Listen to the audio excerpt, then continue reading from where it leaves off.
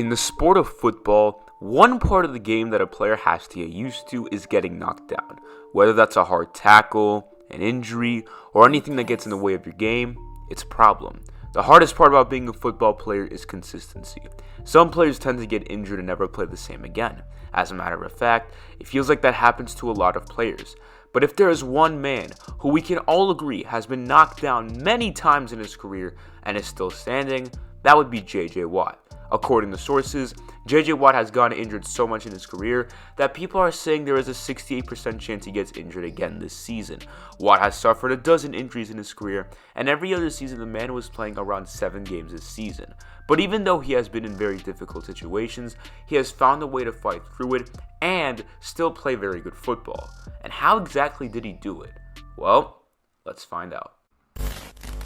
J.J. Watt would first enter the NFL in 2011. Before the NFL draft, scouts reported his game and mentioned his good and his bad. Here's what the scouts had to say. Quote, Watt is an ideal fit as a strong side 4-3 defensive end, but some may like him as a 3-4 end. A hard-working, intelligent, relentless player. Uses his hands extremely well to get off blocks, both rushing the passer and against the run. Doesn't possess great initial quickness, but closes hard and fast on the quarterback and has enough straight line speed to pursue from the backside. Good height, fast hands, and great anticipation allow him to bat down a ton of passes, but will give you everything he's got and is certainly a first-round selection. As we could see, there's a lot of positive feedback given from the scouts. And as for his strengths, it was said Watt has a good combination of size and speed. He takes direct routes to the quarterback, uses his hands well to get unblocked and shows a closing burst. Knocks down a lot of passes, has great hand usage against the run as well, keeps blocking off away from his frame and locates the ball carrier, has outstanding football IQ, and is a non-stop motor. Basically everything that was said here turned into reality. And for weaknesses, they mentioned how he won't consistently get the edge on tackles with his get-off or quickness, how he plays high at times, can be blown off the ball by the double team, but goes fight hard to hold ground. He lacks some lateral mobility, both rushing the passer and playing in space, and will occasionally give up outside counting. The future seemed really bright for him as people believe he could be one of the best defensive ends in the league. In J.J. Watt's rookie season, he didn't play too bad. Having 42 tackles with 7 sacks isn't too shabby. But 2012 is where things started getting serious for him. J.J. Watt would make it to his first Pro Bowl and had 57 solo tackles, which was tied for first and was first for sacks with 21. He had a PFF grade of 92.7 that year. Watt would continue balling out in 2013. He was first in the NFL with 65 solo tackles and tied second with 11 sacks. 2013 was also the year that J.J. Watt tackled Russell Wilson and caused him to suffer a bloody nose, and because of that, this image blew up the internet. For the next couple of years, Watt continued producing. While doing so, he was capable of winning 3 Defensive Player of the Years, play second for MVP, and be a 4-time All-Pro. But then came 2016, when things sort of went south. Watt would suffer some back problems that caused him to have surgery and miss the majority of the 2016 season. His team would obviously be affected by this due to not having their main guy. Obviously, a back injury is pretty bad, but hopefully things were going to get better. But they didn't really. Watt only played 5 games in 2017 as he injured his left ring finger, injured it again but decided to play through it, then had a leg injury that caused him to miss the rest of the season.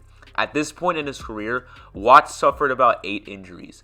Luckily, things calmed down for about 2 years. Despite the fact Watt had been injured for 2 years, he came back with a strong 2018 season.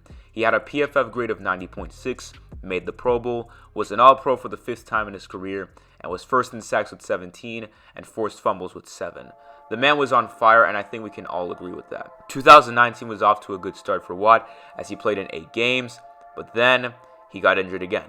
He started with a knee strain, then in October he would have a chest pectoral tear, which caused him to miss 8 games.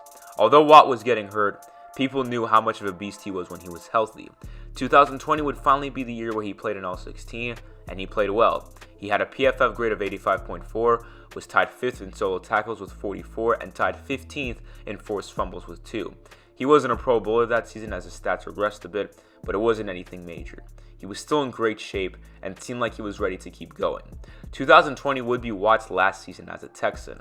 In 2021, Watt signed a 2-year, $28 million deal with the Arizona Cardinals. This was obviously a big deal for both Texans and Cardinals fans, as for his entire career he was on the Texans, but now he was leaving. He played on the Texans for 10 years, which was unreal. It sucks he couldn't win a Super Bowl with them, but it is what it is. Watt's first season in Arizona was supposed to be a good one until October 24th, 2021, when this happened.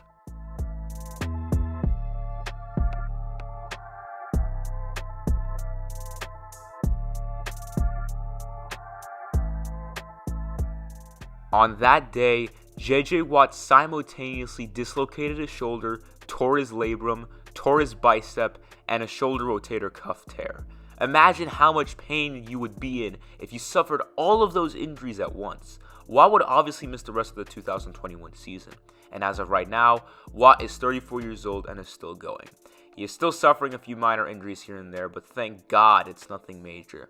J.J. Watt is a man who has showed the NFL how no matter how much pain he goes through, he will keep at it. We will see how long Watt lasts in the league and how long he'll be good. But let's just hope he will never get injured in a horrible way ever again. That is going to be it for today's video, guys. Thanks for watching. I hope you enjoyed. Before we get to the end of the video, I would just like to let you all know that we are really close to 2,000 subscribers. And if you're new to the channel, if you haven't subscribed yet, please make sure you do. I would really appreciate that. And leave a like on the video while you're at it. I appreciate you watching this long. And as always, I will see you all in the next video. Take care, and I'm out.